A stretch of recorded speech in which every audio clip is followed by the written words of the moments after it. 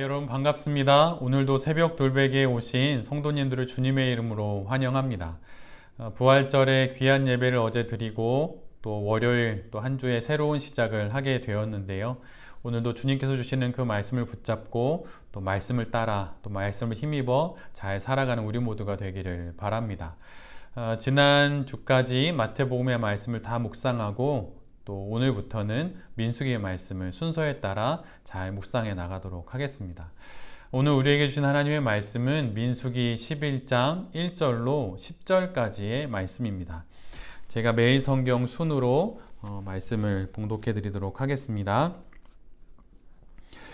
주님께서 들으시는 앞에서 백성들이 심하게 불평을 하였다. 주님께서 듣고 진노하시어 그들 가운데 불을 놓아 진 언저리를 살라 버리셨다. 백성이 모세에게 부르짖었다. 모세가 주님께 기도드리니 불이 꺼졌다. 그래서 사람들은 그곳 이름을 다베라라고 불렀다. 주님의 불이 그들 가운데서 타올랐기 때문이다. 이스라엘 자손 가운데 섞여 살던 무리들이 먹을 것 때문에 탐욕을 품으니 이스라엘 자손들도 또다시 울며 불평하였다. 누가 우리에게 고기를 먹여줄까? 이집트에서 생선을 공짜로 먹던 것이 기억에 생생한데 그 밖에도 오이와 수박과 부추와 파와 마늘이 눈에 선한데 이제 우리 눈에 보이는 것이라고는 이 만나밖에 없으니 입맛마저 떨어졌다. 만나의 모양은 가시와 같고 그 빛깔은 부돌라와 같았다. 백성이 두루 다니면서 그것을 거두어다가 맷돌에 갈거나 절구에 찢고 냄비에 구워 과자를 먹었다. 그 맛은 기름에 반죽하여 만든 과자 맛과 같았다. 밤이 되어 진의 이슬이 내릴 때면 만나도 그 위에 내리곤 하였다. 모세는 백성이 각 가족별로 제각기 자기 장막 어귀에서 우는 소리를 들었다. 주님께서 이 일로 대단히 노하셨고 모세는 그 앞에서 걱정이 태산 같았다. 아멘. 오늘은 민수기 11장의 말씀을 갖고 불편을 기회로 라고 하는 제목으로 함께 하나님 말씀을 나누도록 하겠습니다.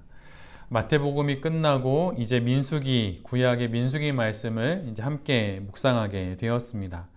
민수기는 총 36장으로 되어 있습니다. 그런데 이것을 크게 둘로 나누어서 1장부터 19장까지 그리고 20장부터 36장까지 이렇게 둘로 나눕니다. 그런데 1장부터 19장까지는 출애굽한 그 1세대의 이야기를 기록하고 있고 20장부터 마지막 36장까지는 출애굽 그 2세대에 대한 내용을 기록하고 있습니다. 오늘부터 우리가 함께 보는 민수기 말씀은 그 1세대, 출애굽한 1세대에 관한 이야기 중에 한 부분이죠. 민수기의 중요한 주제는 이스라엘의 중심축이 이제 1세대에서 2세대로 전환되는 과정을 우리로 하여금 잘 보게 하는 것이 그 중심 주제입니다. 출애굽 이후에 우리가 다 알다시피 광야의 생활을 이스라엘 백성들이 하게 되는데 그 광야 생활 속에서 실패하게 되는 9세대, 즉 1세대들을 통해 교훈을 얻은 그 다음 2세대들이 어떻게 가나안 입성을 준비하는지 그 여정들을 1세대와 2세대의 그 여러 사건들을 통해서 우리에게 전해주고 있습니다. 특별히 민수기는 우리가 함께 묵상할 때 특별히 그 장소와 그 장소의 뜻을 눈여겨보면 묵상에 큰 도움이 됩니다. 출애굽하는 여정 속에서 이스라엘 백성들이 여러 사건들을 일으키게 되고 또 그거에 대해서 하나님께서 응답하시고 또 모세가 중재하는 여러 가지 일들이 벌어지는데 그 여러 가지 일들 속에서 그 장소에 어떤 사건이 벌어지게 되고 그 사건으로 그 지역의 이름이 명명되게 되는데 그것을 통하여서 민수기에 등장하는 여러 사건들과 또 그 사건이 일어났던 장소들을 우리로 하여금 주목하게 하는 것이 있습니다. 우리가 지난 2월에 함께 묵상한 민수기 1장부터 10장까지는 출애굽한 백성들이 시내산에 도착하여서 1년 2개월 동안 머물며 일어났던 일을 기록하고 있습니다. 그리고 오늘 본문부터는 드디어 이 시내산을 출발하여서 벌어지는 일들을 기록하고 있어요. 특별히 오늘 본문 11장부터 19장까지는 9세대의 불평의 이야기가 연속으로 벌어집니다. 계속 불평하는 일들이 벌어져요. 그런데 오늘은 그 첫 번째 이야기로 다베라라고 하는 곳에서 벌어진 일을 기록하고 있습니다. 다베라는 그 이름의 뜻이 불태움이라고 하는 뜻이에요. 무엇인가 불에 관한 일이 벌어진 것이죠. 이스라엘 백성들은 노예 생활을 하던 애굽을 떠났습니다. 근데 그렇게 떠나고 나서 금방 가나안에 도착할 줄 알았어요. 그렇게 부푼 기대로 또 시내산을 떠나 광야 생활을 시작을 합니다. 그런데 그 희망의 부푼 출발은 이내 불평으로 바뀌게 돼버려요. 오늘 본문 1절부터 3절까지 세 절로 기록된 말씀이 다베라의 불평 사건인데요. 그 불평 사건의 이유를 정확하게 성경은 기록하고 있지는 않습니다. 그러나 이것은 이후로 벌어질 모든 불평의 샘플 역할을 합니다. 마치 시편을 읽다 보면 시편의 그 말씀 윗부분에 작은 글씨로 표제어가 기록되어 있지요. 그것처럼 다베라의 불평 사건은 이후로 지속적으로 또한 반복적으로 일어나는 이스라엘의 불평의 전형적인 패턴을 보여줍니다. 백성들은 원망을 하고 이에 대해서 하나님은 진노를 하시죠. 그러자 모세는 그 가운데서 하나님께 간청하고 중보 기도를 드립니다. 이런 불평과 하나님의 진노, 또 모세의 중보 기도, 이런 패턴이 불평의 사건들 가운데 계속 반복이 돼요. 다베라의 불평에 대해 하나님은 진영의 끝을 여호와의 불로 태우십니다. 그래서 불태움이라고 하는 다베라의 지명이 갖게 된 것이지요. 그런데 이후로 불평이 진행되면 진행될수록 여호와의 심판이 진영의 그 끝에서부터 점점 진영의 가운데로 이렇게 옮겨지는 것을, 이동하는 것을 우리 모두가 보게 됩니다. 그리고 이스라엘의 불평이 점점 심해지는 것이고, 심해진 불평에 대해서 하나님께서 좀 더 강하게 이렇게 심판하게 되시는 것이죠. 다베라의 불평에서 이스라엘 백성들은 하나님의 진노를 경험합니다. 그러면 좀 잘 배웠으면 좋은데 그들은 그렇게 하지 못해요.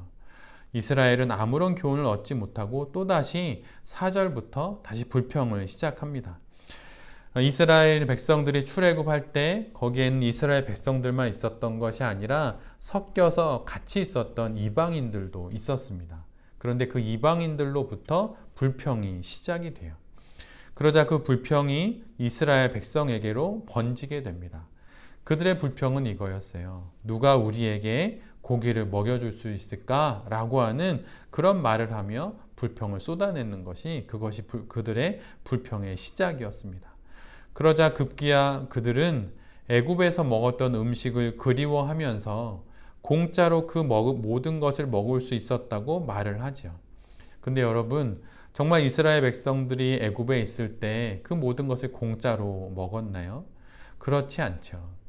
그들은 노예 생활을 하면서 그들의 자유를 팔아서 그 음식을 사 먹었던 것입니다. 그런데 이들이 왜 자신들은 애굽에서 공짜로 먹었다고 말을 하는 것일까요? 그 이유는 사실 이스라엘 백성들은 지금 진짜 공짜로 먹는 음식이 하나 있기 때문이에요. 바로 만나입니다.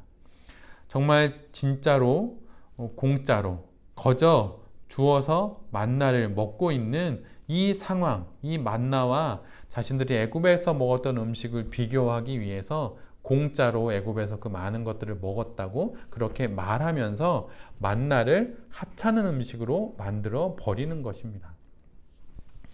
고기에 대한 불평이 하나님이 주신 만나에 대한 불평으로 옮겨간 거예요. 처음에는 하늘에서 내리는 만나를 보며 감격하고 감사하며 먹었지요. 그런데 이제는 일상이 되어버린 만나가 더 이상은 감사의 제목이 되지 못한 거예요. 이를 단적으로 말해주는 말씀이 6절의 말씀입니다.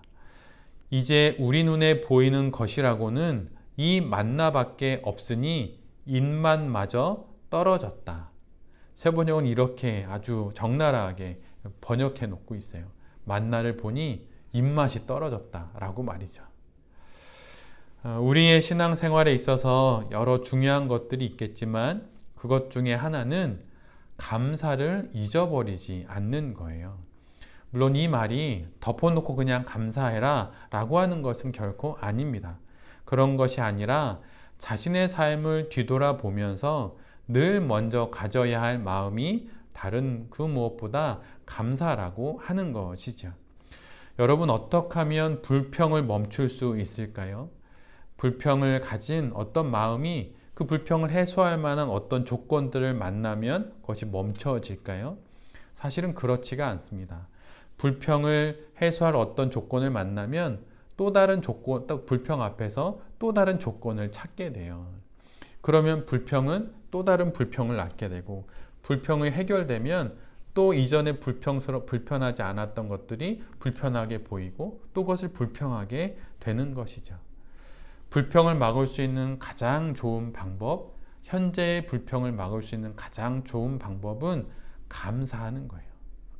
여기까지 지나온 나의 삶을 돌아보면서 수많은 사건과 사연 속에서 하나님께서 나를 도우셨다는 것을 알고 감사할 때 지금의 내 삶에 다가온 이 불편함으로 인해 생긴 이 불평을 어떻게 다루어야 할지를 알게 되는 것이죠.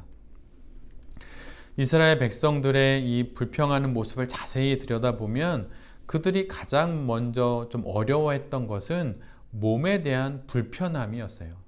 배가 고팠습니다.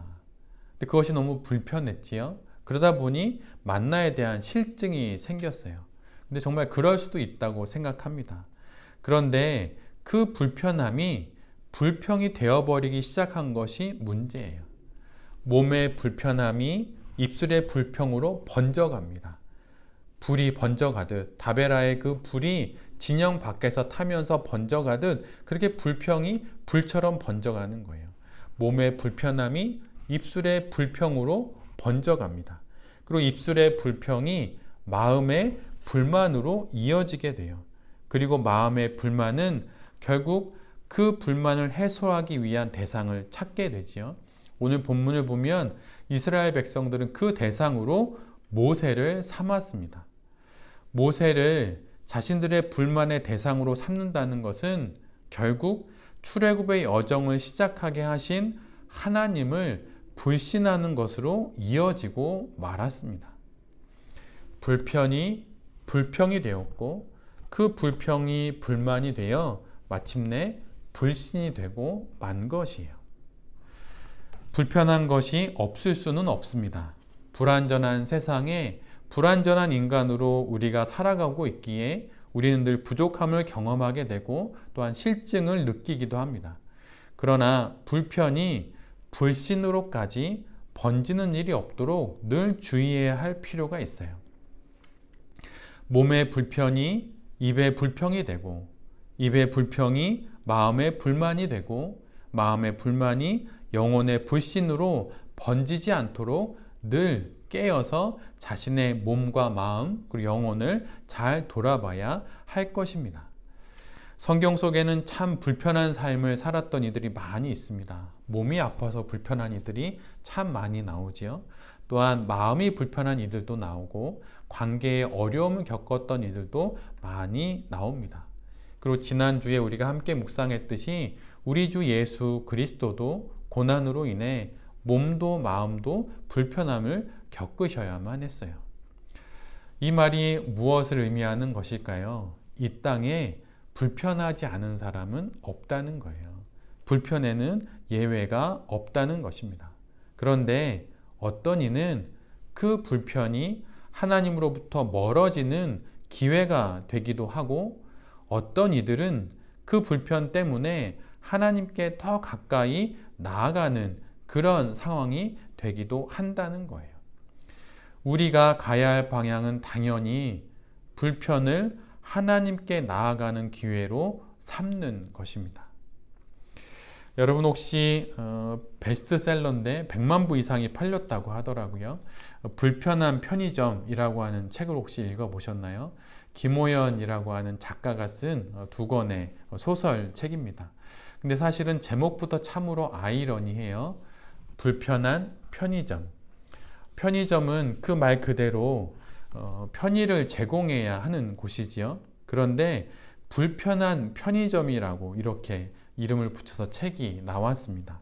뭔가 좀 수상한 느낌이 들지요. 그런데 불편한 편의점에서 마음도 관계도 불편한 많은 이들의 따뜻한 회복과 위로의 일들이 사실은 그 책엔 나와 있어요.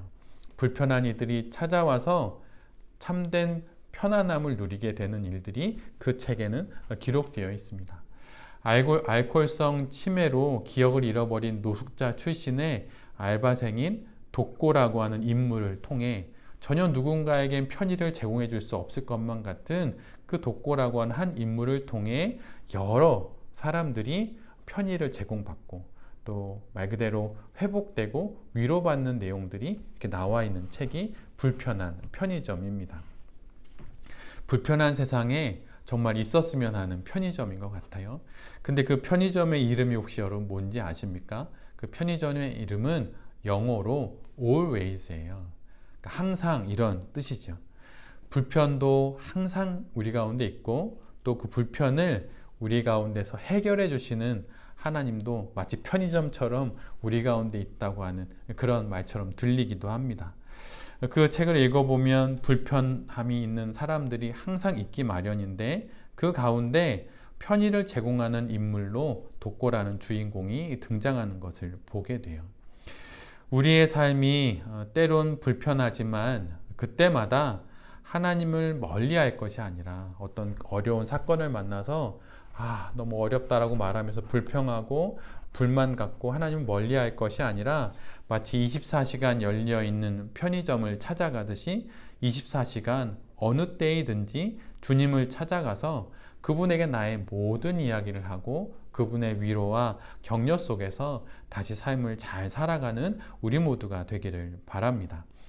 부활절 이후 시작되는 성령 강림 절 그 이전까지의 50일을 기쁨의 50일이라고 부릅니다. 1세기에는 이 기쁨의 50일만이 유일한 교회의 절기였다고 하는 기록도 있는데요. 말 그대로 오늘부터 기쁨의 부활하신 예수님과 함께 기쁨의 잔치를 벌이는 그 잔치의 시작이 바로 오늘부터입니다. 이 한 주간도 우리가 겪게 되는 여러 일들이 있을 수 있고 또 여러 사건과 또 사연들을 만날 수 있는데 그 모든 순간들을 하나님을 향해 나아가는 기회로 삼아서 말 그대로 우리의 불편함이 하나님을 만나는 그 기회가 되는 일들을 경험하게 되는 모든 성도님들과 또 이 말씀을 전하는 제 자신이 될 수 있기를 간절히 기도드립니다. 아멘. 제가 기도하도록 하겠습니다. 주님, 불편한 것이 없을 수가 없습니다. 불편한 일이 생길 때마다 그 불편함이 말의 불평으로 이어지지 않을 수 있도록 주여 우리의 입을 지켜 주시옵소서. 불편이 불평이 되고 불평이 불만이 되어 결국 하나님을 불신하는 일을 행하지 않도록 조심하고 또 주의할 수 있도록 주여 우리 곁에 함께하여 주시옵소서. 불편한 일이 생길 때마다 내게 참된 평안을 주시는 하나님을 더욱 가까이 함으로 그 불편한 일을 하나님과 함께 잘 풀어가며 살아가는 오늘 하루 또 이 한 주가 되게 하여 주시옵소서. 주님, 이 한 주간 있을 모든 일들 속에 임마누엘로 우리 곁에 함께하여 주시고 에베네셀로 우리의 앞과 우리의 뒤에서 우리를 도와 주시옵소서. 이 모든 말씀 우리 주 예수 그리스도의 이름으로 간절히 기도드립니다. 아멘.